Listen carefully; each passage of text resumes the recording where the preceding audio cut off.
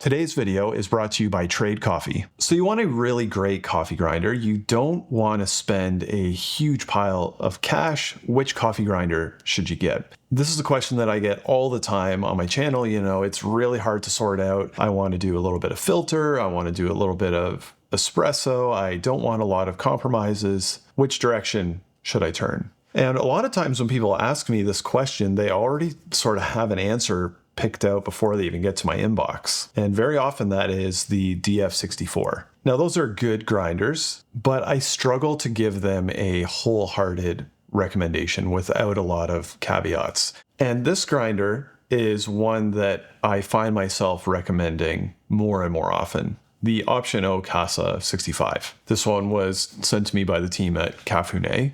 And if you buy them direct from Option O, they come in at $526 plus, whatever import duties there are. If you buy them domestically, they can be a little bit more expensive than that. So if it's a good chunk of change above a DF64, why do I find myself pointing people to it? We're going to get to that. But first, I think we should make a cup of coffee. I have 18 grams of coffee here weighed out. The Casa is a single dosing grinder, meaning you weigh out and grind one dose of coffee at a time. It's stepless, so you have unlimited adjustability between steps. And really you just set your grind by turning this collar up here, turning the grinder on, and dumping your coffee in.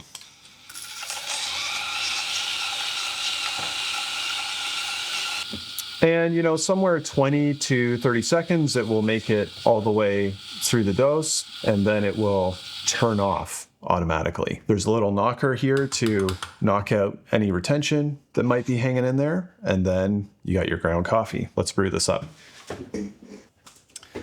Let's see how this tastes. That is a great shot of espresso. Very jammy, nice acidity, very sweet though too. Great espresso. And this brings me to one of the main things that I actually really like about this grinder a lot. When you hear people talking about coffee grinders, you'll hear some of the same things repeated over and over again. And one of them is that if you want clarity in your coffee, you need to use a flat burr coffee grinder. And the Casa is a conical burr grinder, which people will say generally produce very thick shots, sometimes very muddy shots, not really in a modern lane when it comes to espresso. And I find that this grinder just presents clarity in the cup in a really nice way. You can kind of pick out those individual flavors. The acidity pops through in a really pleasant way. And it is also still quite sweet with a relatively forgiving dial in. And when you make filter coffee with it, you'll find the same thing. You get good clarity. You can kind of pick out those flavor notes. Not a lot of mud, but good sweetness. And this is where the whole conversation around the DF64 gets very interesting, because a lot of people will say that in order to get a really good shot of coffee, you don't just need a flat burr grinder, but you need some very specific sets of burrs, the actual cutting discs that go in those grinders. But all of that comes after one thing, and that is the coffee that we're actually drinking. Today's video is brought to you by Trade Coffee, and no matter how good your coffee grinder is, nothing is going to fix old, stale, bad coffee in your cup. And Trade has a very cool solution to that. They've built relationships with over 50 really, really great coffee roasters. And you go on their website, you fill out a quiz, tell them what you like, what you don't like, how you drink coffee, your roast preferences, and so on. And they match you with a curated list of coffees and then send it right to your door on a frequency that works for you. Really, really cool subscription. You get great pricing on the coffee, cafe quality brews in your cup. And if your first bag isn't quite right, they replace it for free. That's their first bag guarantee. And right now, Trade is offering up to 30% off new coffee subscriptions at drinktrade.com/daddygotcoffee. That's up to 30% off new coffee subscriptions at drinktrade.com/daddygotcoffee. Now, back to the Casa and other grinders that people will frequently put it up against, like the DF64. Why would you spend a little bit more on a grinder like this compared to the $400 for a DF64 with flat burrs? In my opinion, there are a couple reasons worth considering. And I just want to say up front, I really do like this grinder a lot. So if that comes through, be it what it may, it's a recommendation that I enjoy making. Now, if you go online and you start researching the DF64 and other grinders in this category, you'll see a lot of the same thing. DF64s are great, and invariably you'll see a lot of posts with people having issues with them. Clogged chutes, inconsistency in the grind, burrs that are slightly out of alignment. The DF64s are nice because you can kind of take them apart and mod them and do all kinds of things, but sometimes they actually just need that out of the box in order to get to a point where they're performing at a high level. It's not the sort of product experience that everybody is into. Option O's grinders are really high quality when it comes to overall fit and finish and user experience. They have several grinders in their line that cost several $1,000s, and they're kind of bringing that same polish down to a grinder that costs $526. When you take it out and put it on your counter, it just looks better, feels better, and is more consistent more of the time than a DF64 will be. Also, I think to get the most out of a grinder like the DF64, you really need to put SSP burrs in there, which can be finicky in their own right. The 65 millimeter conical Meissen burrs in here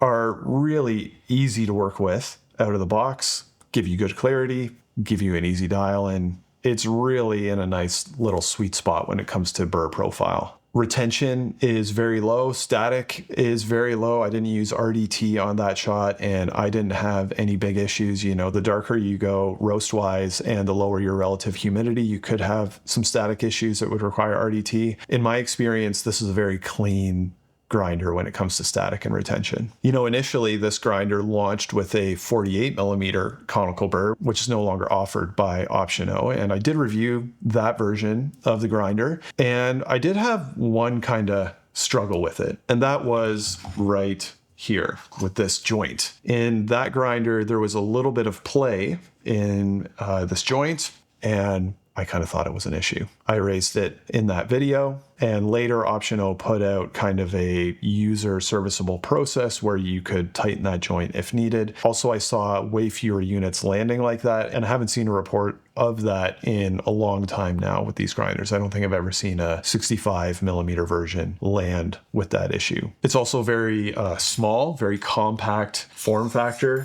I think it just looks a lot nicer than a DF series when it's sitting on the counter. You can kind of wedge it in between two pieces of equipment, and it's got a very slim footprint. So, counter real estate is something that I weight heavily. These things live on our counters and have to fit into our lives, and the smaller they are, the better that is. And one other big plus over other grinders in this category, and the DF in particular, is after-sales service. Option O is based in Australia, and they manufacture their grinders in China in a factory where they are the direct overseers. It's a factory that is run by their own team and only makes Option O grinders. They give their workers benefits and proper 2-day weekends, which in the manufacturing sector, especially overseas, is rarer actually than you might think. I'm going to leave some additional details on that stuff down in the description. Now, they also offer a 1-year warranty against manufacturing defects on this. But if you pay attention to people who reach out to Option O support about an issue that they're having with their grinder, manufacturing defect or no, the experience is pretty commonly positive. You see Option O going over and above to make sure that people are happy with their grinders. And that extends, in my experience, to the retailers and distributors as well. Cafuné, I know the team here in Canada, they really go above and beyond to service what they can here locally without needing to ship the grinder overseas. When it comes to DF grinders, the after-sales support, depending on your vendor, is basically non-existent. DF isn't a company that you can reach out to. It's basically a factory that sells wholesale direct to whoever wants to distribute their grinders, and it's up to the distributor to offer whatever level of service they see fit. If there's ever a big problem with a DF grinder, very often you see people just kind of getting rid of them. And there are, on the whole, I'm going to say, definitely more issues with them than with Option O grinders. Now, they cost less too, so it's all part of the equation. Now, is this grinder a slam dunk without any compromises at all? The answer is no. And that is the case for basically every coffee grinder that comes on the market. There are things with it that are, let's say, soft spots. One of them is cost. I think value-wise, this is priced appropriately, but it does cost $126 more than something like the DF64. And just being real, it is slower. Conical grinders generally are slower than flat burr grinders, so this will take 20 to 30 seconds to grind through a shot of espresso. It's also, I don't think, really built for volume, so if you need to do like a ton of doses through it one after the next, it's not really made for that. And you do need to use a small wrench to get the burrs fully out in order to do a clean out, but even without taking the lower burr out, you can get it more or less clean. Also, a couple things that are maybe issues to me and maybe not to other people, but I'm going to say them anyway. The dial system on this goes from 0 to 9, and then you're back on to 0. So you can turn it all the way closed and the grinder is zeroed. And then, somewhere in between 8 and 9, in my experience, is a good starting point for espresso. If you want to do filter coffee, you need to kind of keep going past the 0, another half or more revolution. So counting the actual settings and communicating that can get a little tricky, Even if Sarah and I both want to use this grinder and I've made a filter coffee, she could look at it and based on the number, she's not maybe even sure if it's on a filter or espresso setting until she grinds another dose of coffee through it. So people who love their optional grinders don't really seem to think that's an issue, but for me, it's something worth considering. Also, while I will say it's not quite as loud as a DF64, it's not a super quiet grinder either. So just something to consider. Now, moving on and trying to decide between this grinder and others that are out there. You have the DF64, which we've talked about quite a bit already. It's cheap. It's got a standard burr size, so you can kind of tinker with it and mod it and buy new burrs for it and drop them in and chase whatever you're trying to get to. And that can be fun for a lot of people. Can also introduce a lot of headaches into your coffee making experience. It's also direct drive, which on paper is simpler than the gearbox that the Casa has going on. And all of that modding and flexibility for some people is going to be a mark in its favor. If you're not the tinkering type and you just want a really great grinder that can do both filter and espresso out of the box, this is something that I am more comfortable recommending to drop into anybody's home where I think they're likely to have a good experience out of the box. Now, one other grinder that I do want to talk about as well. This is the Casa 65 conical burr in there. Some people that you will see if you're doing research out there have the previous version of this grinder that has the 48 millimeter burr inside. Now, comparing this one versus the old one, I would say maybe I had a slight leaning for the smaller burr on filter coffee and toward the larger burr on espresso. Now, that being said, the larger burr does create very nice filter coffee, but I was getting a little bit more pop of acidity on the smaller burr. Now, if filter is your whole world, you're not ever really doing espresso, you've probably come across another grinder called the Femobook A4Z. That is a really crazy filter-only coffee grinder. It will produce a ton of flavor separation, really good for ultralight roasts. But the catch with it is it's a specialist. It only does filter coffee, and even within filter coffee, it really excels in one specific lane. If you want to introduce espresso into the mix at all, that swings me back over to a grinder like this. And even when you're looking at the DF grinders, I find the burrs that you can put in those really excel in one or the other, filter or espresso. Most of them don't tend to do both extremely well. And this one is a really nice generalist profile, still offering a ton of clarity and working well across several different brew methods. So let's go back to the original question.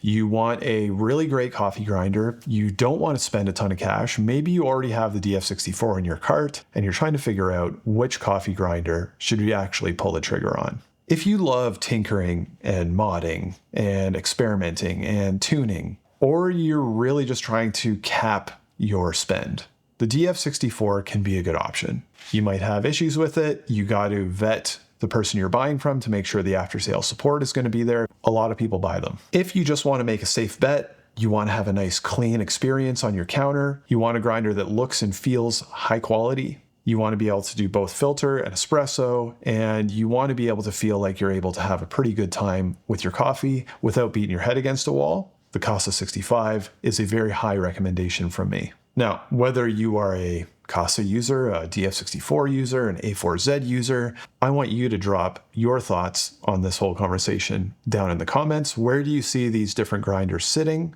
and where would you place them? I hope your next cup of coffee is fantastic, and we'll see you on the next one.